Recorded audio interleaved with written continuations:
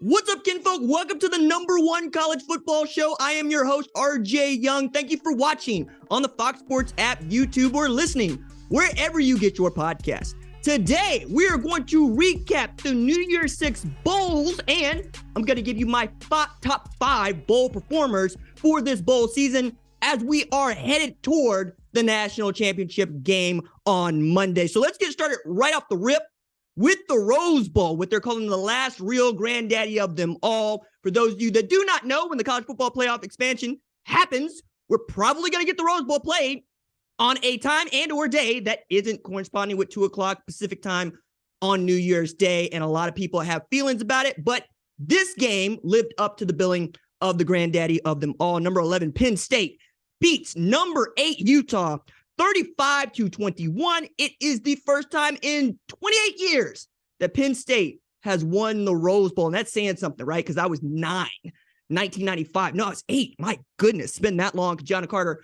running all over, folks. And there is a Kajana Carter reference coming to you. But picking it up, man, game was tied 14-14 at half. And I thought this was really an outstanding football game. We're getting to see guys kind of step up in real ways. We get to see 2 veteran quarterbacks feel like they've been around forever go at each other. And Penn State ends up saying, no, we got this. We're going to outscore you 21-7 in the second half of the game, really turned it into a snooze fest in the fourth quarter. But a lot of this happened, I believe, because Cam Rising left the game with an injury. Second time that has happened to him in the Rose Bowl in as many years. Sucked. Looked like he handled it like a champ, handled it way better than the rest of us did, watching him come back out in sweats to finish the game. I really hate this for him, and I hate this for Utah, right? Because this was another opportunity for them to go and win this game as the Pac-12 champ. And now we're going to look at the Pac-12 just a little bit different. We're going to look at the Big Ten a little bit differently based on this game. Rising was 8 of 21 for 95 yards, 9 rushes, 56 yards with a TD and INT. Bryson Barnes came in relief. He was 10 of 19 for 112 yards with a TD and an INT. Look, if you're watching the game and you're not watching the box score, you could see how Cam Rising's playmaking ability was what was keeping Utah in the game and would have given them an opportunity, I believe, to win it. Being able to take off and run the ball and pick up what was there, absolutely finding fullbacks just kind of out in the flat open. He's that dude that stirs the drink for Utah. They're going to miss him. I don't know that Bryson Barnes is going to be able to bridge the gap that Cam Rising is leaving, but we'll have to wait and see about that. A little bit more on that to come. I think one of the ways to really think about this is they started with Charlie Brewer before they got to Cam Rising. And now they're going to go to Bryson Barnes. And we'll see if Andy Ludwig wants to go get another quarterback to at least compete with Bryson Barnes as they head toward the final season where they will get to play USC and UCLA and defend their Pac-12 champion for a 3rd consecutive year. All right. Now, I thought as bad as this went from the quarterback situation for Utah, could not have gone better for Sean Clifford at Penn State, who had first committed to Penn State in 2015 and first enrolled at Penn State in 2018. As a matter of fact, talking about, the last time that Penn State had won a Rose Bowl, James Franklin's making jokes about, hey, did Sean Clifford play in that game too? Because it's been around for that long.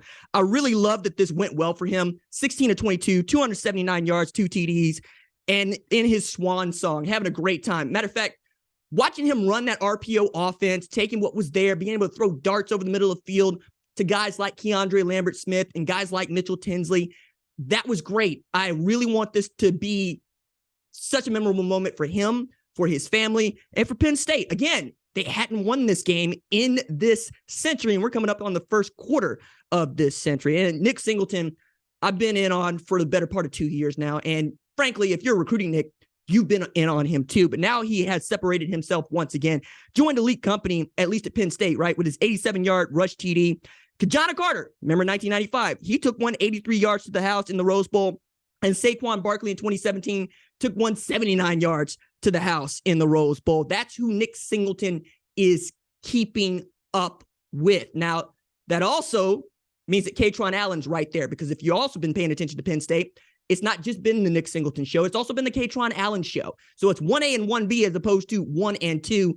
Really excited to see those guys develop along with that really great tight end room. And Drew Aller, who just throws a rocket of a football. They're going to really be fun in 2023. I also thought this was a great time for Keandre Lambert-Smith to show up. Parker Washington, at the end of the regular season, said, I'm going to go to the NFL. Doesn't go through bowl prep And Keandre Lambert-Smith steps up and takes that wide receiver 1 position, man. He had, I believe, over 100 yards receiving in this game. And then Manny Diaz's defense, I thought that was the biggest step forward for this program. They'll blitz a lot. They'll come after you. That means they got to be able to play man on the outside. And they were able to do that in large part due to Kalen King. Now, Joey Porter Jr., like Parker Washington, had decided to go get ready for the NFL draft. Kalen King steps into that role left by Joey Porter Jr. to carry that secondary. I think they're going to be a lot of fun again in 23. 11-2, but your only losses are 2 teams that played in the college football playoff, and one of which won the Big Ten championship. The Nittany Lions are right there, man. They should feel really good about how this season went, and they should feel really good about their opportunity to compete for a Big Ten championship in 23 and make their first trip to the college football playoff.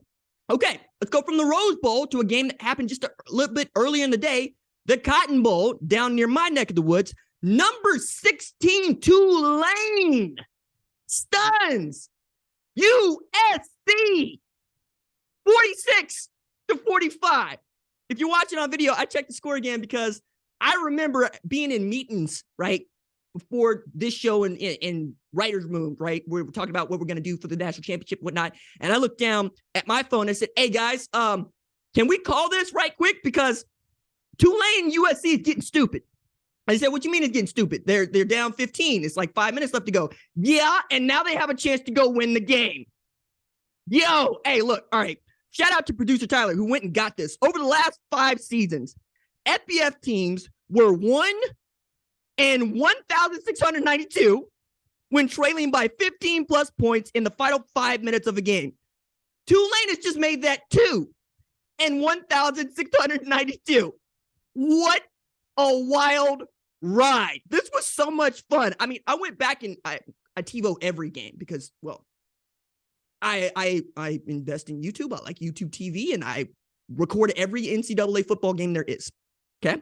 And I go and watch a lot of them, not all of them, but the ones that we got to talk about for the show. Absolutely. So I'm watching this game and I'm seeing what you're seeing. USC's moving the ball, 592 total yards, 45 points in regulation, punted just 1 time, had just 1 turnover, an INT, still lost this game in regulation. Mario Williams dropped a kickoff return out of bounds, pinned USC at their 1-yard line. Tulane gets a safety 2 plays later. Just the sweetest play in football. Then Tulane converts 2 4th downs on their final drive. And Alex Bauman caught a 6-yard touchdown pass from Michael Pratt with 9 seconds left to play to seal the victory. Defense, once again, plagues USC because USC, this wave, this tsunami, this latent SEC team showing up to the Cotton Bowl to say, what's really good with you? Huh, USC? I heard about you. Y'all said that we was going to get railroaded in this game, didn't you? Yeah, I'm moving my head from side to side because I'm feeling it for Tulane. I'm feeling it for the American. I'm feeling it for a program that now has put together the best turnaround in FBS history. From 2-10 to 12-2 with a conference championship and the Cotton Bowl against the Heisman Trophy winner, who, by the way, played lights out in this game. Just ridiculous what we saw from Caleb Williams. Talk about that a little bit more in the show. But my favorite part about this is not the 305 rush yards that Tulane put up on USC. Goodness me. It's that I get to shout out university just up the road from me, Pittsburgh State. I seen you, Pitt. I seen you. I used to go up there for cheerleading and whatnot. There's nothing there but a McDonald's and Pitt State and a strip mall that ain't nothing in it but an Applewoods, right? I'm in shock because Willie Fritz not only played ball there with a mohawk, which I get to say, hey, if you are Tulane or Pitt State and you ain't out here going, Mafia, and understanding that it is challenge day, I don't know what you're doing. I just gave you the Wakanda joke right there. I gave you the M'Baku joke right there. They the gorillas up there at Pitt State. Stay woke, fam. You can have all of this. And they got all of that down at a private school in New Orleans. Check this out. On a day when LSU was playing, after the Saints actually did not embarrass anybody, we talking about Tulane football in New Orleans. Hey, excited for y'all. Really am. Run it back in 2023. Willie Fritz and the gang. All right. Moving from the Cotton Bowl to the Orange Bowl, which was straight last Friday, because we got a weekend of New Year's Six Bowls, right? I had said before that the College Football Playoff Selection Committee's rankings, and frankly, the AP rankings, were really too far down on Tennessee. Because, yeah, losing Hendon Hooker, no getting around that. That sucks. That's awful. All of us are hurt by that, right? However, the dude backing up Hendon Hooker can throw a football over the mountains and is favorably comparable to Cam Newton for his athleticism because he's an athlete. And Joe Milton showed up against Dabo Swinney's "We built this on name, image, and likeness" in a different way. Okay. And then got railroaded 31-14. They got their 5-star quarterback of the future. He took the job from DJ Uiagalelei. By the way, y'all need to start saying that man's last name. Stop saying DJU.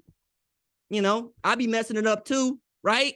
Get out here, put yourself out there on Front Street, go learn how to say the man's name. DJ Uiagalelei didn't play in this game. Joe Milton did. Joe Milton went throw football over the mountains. And my God, if it's not the most Tennessee thing ever to have a doggone wide receiver out there on Rocky Top who goes by the name Squirrel White, absolutely going to work on them dudes from Death Valley.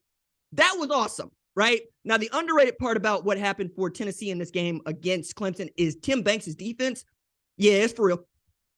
We used to be like, oh, no, man, Josh Heupel in that offense, they going to hang the defense out to dry. Not no more. They won double-digit games, and it ain't no fluke, okay? We might get to see the Tennessee of my youth, which would be awesome to see because I remember Peyton and T. I remember what it was like for folks to not want to play that ugly orange team in Knoxville. I can't wait for this team to be great again, and I really want to see Joe Milton come into his own. This man that lost his job to Hendon Hooker, probably saw what was possible with Hendon Hooker, and now has an opportunity to go seize his moment in 23. Everybody's on their flu game in 23. Everybody is ring chasing in 23. I believe in you. I need you to believe in you, okay? All right, let's go from that to my top 5 bowl performers, all right? Okay, I'm going to go 5-1 here. Number 5, LSU wide receiver Malik Nabers. My goodness. In a game where they're playing musical chairs with the quarterbacks because apparently they can do that because Purdue's can't even get out of that game healthy, Malik Nabers saw Kayshon Boutte go out to party and said, I'm going to have a party right here too, okay? I'm going to throw down a marker right now. I don't care who's a quarterback. I'm going to have 9 catches for 163 yards in a 63-7 skull dragging of the Purdue Boilermakers with their man Drew Brees on the sideline in the Citrus Bowl. Okay? They mama saw that. Shout out Malik Nabers. Can't wait to see what you're doing in 23. Whether it's Nussmeier or Daniels, we'll wait and see, right? Walker got to be looking over there going, am I going to get to play? Better watch the transfer portal. That's all I'm saying. Number 4 on the list for me, that dude from USC. Look, he going to write profanity on his nails. He going to talk his noise. And he's also going to put you on skates. Caleb Williams out there just doing a doggone thing, man. 62 pass yards, 5 TDs, 1 INT. Caught this L. But 1 INT on those 5 TDs, 462 through the air. That's the Heisman winner. I don't see why we won't see him back at the Heisman ceremony in December. He's that good. Now, whether or not the Heisman voters want to get off the schneid and go give this man a second Heisman, I would like to see that. But you know how I feel about the Heisman Trophy, and you know how I feel about Heisman voters. Now, number 3 on the list for me, quarterback Joe Milton, man. Tennessee, 19-28, 251, 3 tutties, and a 31-14 win against Clemson in the orangest Orange Bowl of orangest Orange Bowls probably ever. You know, ugly orange versus the kind of ugly orange, and the ugly orange won. Right now, I get it. My cousin Rico, he listening to this right now. He a big Rocky Top fan. He probably talking about, RJ, you come to love this orange. I like it when y'all play well. I like it when Nayland is jumping. I like it when Georgia actually got to get up to come play y'all. Otherwise, we're going to think less of Georgia. Love that for Joe Milton. Number 2 on the list for me, Alabama quarterback Bryce Young. My goodness. One of what turns out to be several dudes at Alabama who chose to play in the Sugar Bowl. 19 of 28, 351 through the air, My goodness, or excuse me, 321 through the air, 5 TDs, 45-20 win against Big 12 champ Kansas State in the Sugar Bowl, who also came fully locked and loaded with Deuce Vaughn and the rest. Now, the thing to take away from this is that many people believe that Bryce Young played his way into the number 1 spot in the upcoming NFL draft with this performance and his body of work, but this performance as well against a very good football team. I'm looking at this going, man, Nick Saban got something different over there, because I have said, because Bryce Young and Will Anderson, maybe 1 and maybe 2 in the upcoming NFL draft, chose to play in this game, that is the expectation. And people are quick to say that's the expectation at Bama. And I'm like, yo, and you know what? They were right. Eli Ricks going to the NFL draft. Jahmyr Gibbs going to the NFL draft. You know, like we saw dudes coming out that we didn't know was coming out. Going to the NFL draft after winning the Sugar Bowl because it means that something different. And frankly, when your quarterback and the best player in football, at least in 2021, is playing, what excuse do you have? That's how you keep your squad together, man. And this is far and away not the best Alabama team we've seen in the last 15 years. It's the most undisciplined Alabama team we've seen in the last 15 years. But my goodness, when they want to go play, they are an avalanche. And I'm excited to see what they look like in 23, mostly because you ain't going to have the fixer back there anymore. 9 ain't going to be fixing everything. My man Jalen, my man Ty, they're going to have to step up. I'm going to have to figure this out by spring. Bill O'Brien going to have to do some of that coaching stuff because he's talking about, hey, I got to be prepared for Bryce Young. When he come into meetings, you're going to be preparing my mans all the way up through this upcoming season because, you know, Texas think they got y'all. That's all I'm saying. Texas think they got y'all. And then number 1 on the list for me, Texas Christian wide receiver, Quentin Johnston. My goodness. Against mighty Michigan, 6 catches, 163 yards, a TD in a 51-45 Fiesta Bowl triumph. For them dudes from Fort Worth, for the private Christian school, you know, from Fort Worth. I say the private Christian school because, you know, like I'm a public school kid, and the private Christian schools, they usually take all the best players and have them at Bishop Kelly, Cassia Hall, whatnot. I'm sure y'all got this all over the country, right? So for me to look at Fort Worth and feel good about it, you got to know they dogs are underdogs, right? And then Quentin Johnston, who I got to meet this year at Big 12 Media Days, who also jumped 6'7" in high school in the high jump, remarkably kind. And at the time, I was saying, hey, look, man, you remind me a lot of Josh Doxson, who, for many people, at least until Quentin, was the best wide receiver to come out of TCU. That's ahead of Jalen Reagor. And my goodness, my man, Kevontae Turpin, who has turned a USFL MVP into an Pro Bowl season with my Dallas Cowboys. Hello, I'm just saying. Quentin Johnston went to work on a really great defense and a great secondary in a game where Max Duggan absolutely needed him, okay? Max Duggan did not play great football. He played good enough football to win. Quentin Johnston playing like wide receiver 1 coming off the board in 2023. Can't wait to watch him play against Keely Ringo, Kwame Lassiter, and that entire Georgia defense. It's going to be a lot of fun.